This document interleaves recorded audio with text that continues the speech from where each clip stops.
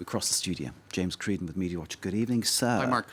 You've been looking at the diplomatic wrangle, shenanigans, row, incident between Washington and London over the British ambassador's leaked comments about one President Donald Trump. And it is getting hotter and hotter, this one, isn't it? It is. Well, apparently even trade talks, Brexit-related trade talks are kind of being postponed. So it's actually reaching at the level of, it's having an impact on policy. It's having an impact on the workings of government. Tory leadership debate, That's which right. is taking place in the UK tonight. That's right. The same thing. And there's even some speculation. So I suppose just for viewers who haven't kind of kept up with it, this was last Sunday. The Mail on Sunday in the UK reported on leaked memos from the UK ambassador, and they're meant to speak frankly about their reading of things, and he came out with words like inept, insecure, incompetent about Donald Trump and the administration. Yeah. That's it. So it wasn't, obviously diplomatically that's very embarrassing, and as much of the analysis has been saying, the leaks were wrong. Whoever is behind it should be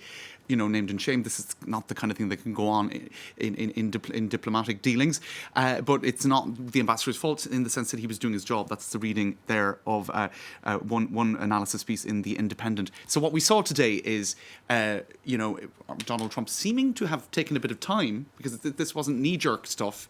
It was, a day or two later, but he referred to the ambassador as the wacky ambassador, a very stupid guy, a pompous fool, and perhaps even more alarmingly, he went on to talk about Theresa May's management of Brexit as foolish, and she didn't take my advice. And so anyway, that triggered Jeremy Hunt, who is, of course, the head of diplomacy. He's so you could argue some egg on his face. He said, look, this is disrespectful. These comments are disrespectful. It's wrong to speak this way to our Prime Minister in our country. Your diplomats give the same private opinions. Back to this is stuff that should be obvious, really. This is, the functionings of diplomacy. You said the UK-US alliance was the greatest in history, and I agree. And he went on then to say, but allies need to treat each other with respect. All of this a month after the pomp and the great displays of friendship during the state visit. Now, to make this all the more, I'll just quickly kind of go to one comment here by Jason Cowley of the New Statesman. He's saying Trump is showing himself to be thin-skinned, easily offended, but these remarks about a British Prime Minister can't be tolerated. Jeremy Hunt and Boris Johnson must defend the Prime Minister. So these were the comments earlier in the day today.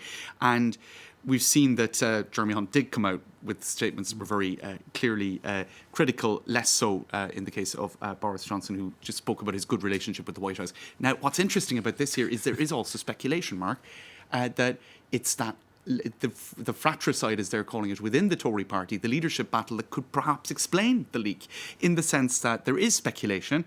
It's speculation, I underline that point, that the entourage of Boris Johnson might have been responsible for those leaks in order to discredit the head of diplomacy in the person of Jeremy Hunt. It's possible, it's not certain, but why would that have been leaked, and what would the motivation be? I suppose one would have to think about the motive.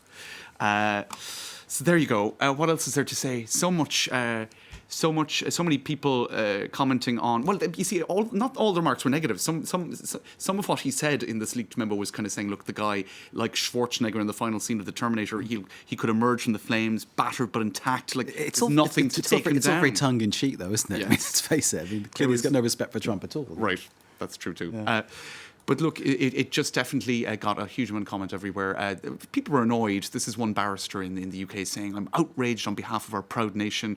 Where is the outrage from our government? People really feeling this is not okay. This is not sane behaviour. Erin Burnett, US-based anchor, kind of bringing in the diplomatic name-calling and mudslinging with Kim Jong-un and saying, actually, in the end, that seemed to get a better response from Trump. In other words, up the ante. I mean, it's worth remembering what Trump called Kim. Yes. Some of the names he called him were quite went beyond what the British ambassador has said about Trump. But it's kind of extraordinary. This I thought was an interesting comment as well. Okay, I get the psychology of Kim Jong-un and the desperate quest for a foreign policy win, but difficulty understanding his visceral aversion to allies. I mean, if this is like the special relationship. Indeed. And Trump will do one thing, right, and then he will just turn and do the exact opposite, and then cry Right. innocence on both sides. Right. It's a remarkable Right. mental sort of piece of gymnastics he does. Way, or what's the expression? You don't need enemies if you're anyway. With friends like these, who needs enemies? Yeah. Now there was a couple of other comments that I saw, and I don't want to be kind of really laying it thick on. Lay it criticism. thickly, James, for heaven's sake. Come on. Anyway, Trump's reaction to what the UK ambassador said proves that the ambassador was right. I did see quite a few remarks like that, saying, "Well, look, this is what he said, and you're behaving exactly in the way that he's saying you behave." And another talk here, cancelling trade talks in anger for being defined as insecure. Couldn't think of a better way to confirm those leaked memos.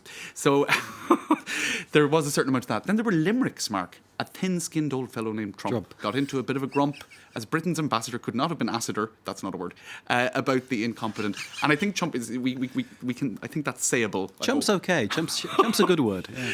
Right, we'll finish with this. This is the front page of the Times of London this morning, with the headline that Trump would not be dealing with the ambassador. It says Trump. Now, a completely unrelated photo is next to that headline, as front pages tend to be. And some people wondering, was it a synchronicity? Did the picture editor pick that particular bird for its plumage? Well, that reminded him of one Possibly. Donald Trump. Yeah. In any case, Julian Shea says, someone give the Times front page layout editor a big bonus. So I don't know what they're talking about there. No idea. No clue. But certainly 2019, Twitter diplomacy, Twitter spats. It's a very strange time we're living Well, in. it's going to get worse and worse, isn't it? Or better and better. I should say it is a gift that keeps on giving. It's detached. In both senses. Detached. Yeah. James, thank you very much indeed for taking us through the maelstrom that is Yes. this affair with the UK ambassador and Donald Trump. James and Media Watch.